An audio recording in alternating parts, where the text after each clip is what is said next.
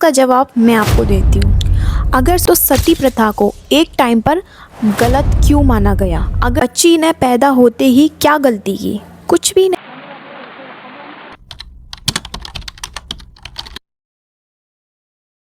Hello everyone, welcome back to my channel and welcome to my channel. जो लोग मेरे video पर आए हैं वो मेरे चैनल को सब्सक्राइब कर देना, क्योंकि बहुत सारे इन्फॉर्मेटिव वीडियोस मैं आप लोग के लिए लेकर आती हूँ। So let's start. आज मैं एक ऐसे टॉपिक पर बात करने वाली हूँ जो हर घर, हर फैमिली एंड और हर इंसान की लाइफ से जुड़ा हुआ है, और वो टॉपिक है समाज की सोच। बचपन से हमने एक लाइन बहुत सुनी है, वो है लोग क्या कहेंगे। किसी लड़की को पढ़ने जाना हो तो लोग क्या कहेंगे, किसी लड़के को करियर अपनी फैमिली से डिफरेंट चूज़ करना हो तो लोग क्या कहेंगे, किसी को अपनी मर्ज़ी से जीना हो तो लोग क्या कहेंगे। तो क्या आपने कभी सोचा है ये लोग है कौन और ये समाज है क्या? According to the sociology, humans are social animals. हम अकेले नहीं जीते, हम फैमिली में पैदा होते हैं, सोसाइटी में बड़े होते हैं। क्या सही है और क्या गलत है, फिर वही सोसाइटी हमें बताती है। जब एक बच्चा पैदा होता है तब उसे न जात पात का पता होता है, न उसे धर्म पता होता है, और ना ही उसे स्टेटस पता होता है। ये सब चीज़ें सोसाइटी सिखाती। सोशियोलॉजी में इसे सोशलाइजेशन कहा जाता है, यानी सोसाइटी हमारी थिंकिंग को धीरे धीरे शेप करती है। अब सवाल आता है, क्या सोसाइटी हमेशा सही होती है? इसका जवाब मैं आपको देती हूँ। अगर सोसाइटी हमेशा सही होती तो सती प्रथा को एक टाइम पर गलत क्यों माना गया? अगर सोसाइटी सही होती तो लड़कियों की एजुकेशन के लिए इतना स्ट्रगल क्यों किया गया? हिस्ट्री हमें एक चीज़ सिखाती है, सोसाइटी हमेशा सही नहीं होती, लेकिन सोसाइटी बदल सकती है। सोसाइटी में कमियां तो हम सब निकाल रहे हैं, इसमें ये कमी है, इसमें ये कमी है, इसमें ये कमी है, इसमें ऐसा होना चाहिए, लोगों की सोच ऐसी होनी चाहिए। तो क्या आपने कभी सोचा है कि जो चीज़ आप दूसरों को बोल रहे हो वो आप खुद फॉलो करो, आप खुद से स्टार्टिंग करो? तभी कहा जाता है सोसाइटी इज़ डिस्क्रिप्टिव, ना कि प्रिस्क्रिप्टिव। क्योंकि सोसाइटी डिस्क्राइब तो कर देती है लेकिन प्रिस्क्रिप्शन नहीं देती कि हमें क्या करना चाहिए, इस चीज़ के लिए क्या होगा, क्या सही है, क्या गलत है। जैसे डॉक्टर प्रिस्क्रिप्शन देता है ना कि आपको ये करना है, इससे आपकी तबीयत ठीक होगी, आप ये मेडिसिन लो, ये ट्रीटमेंट लो। और जब सोसाइटी बदलती है तो देश बदलता है। आज हम 21st सेंचुरी में हैं, हम चांद तक पहुंच गए, टेक्नोलॉजी में हम दुनिया को चैलेंज कर रहे हैं, लेकिन क्या हमारी सोच आज भी उतनी मॉडर्न हुई है? यही सवाल आज हम मिलकर डिस्कस करेंगे कि हमारी लाइफ की सबसे बड़ी स्ट्रेंथ भी सोसाइटी है और सबसे बड़ी वीकनेस भी सोसाइटी हो सकती है। अब सवाल ये है, सोसाइटी हमारी थिंकिंग को कंट्रोल कैसे करती है? आपने नोटिस किया होगा कि एक ही घर में पैदा हुए दो बच्चों की सोच अलग हो सकती है, लेकिन फिर भी उनकी बहुत सी आदतें सेम होती हैं, क्योंकि उन्होंने एक ही फैमिली में अपब्रिंगिंग पाई है। अकॉर्डिंग टू द सोशियोलॉजी, इंसान की पर्सनालिटी उसकी मर्जी से नहीं बनती, तो उसे कहा जाता है झूठ मत बोलो, बड़ों की रिस्पेक्ट करो, मेहनत करो। ये सब वैल्यूज़ सोसाइटी देती है, और वैल्यूज़ बुरी नहीं होती।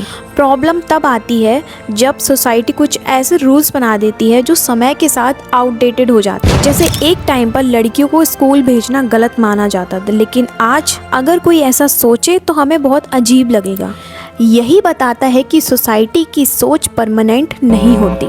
अब थोड़ा जेंडर बायस की बात करते हैं। जब बेटा पैदा होता है तो पूरे घर में मिठाई बांटी जाती है, और जब बेटी पैदा होती है तो कहते हैं कोई बात नहीं, अगली बार लड़का हो जाएगा। बच्ची ने पैदा होते ही क्या गलती की?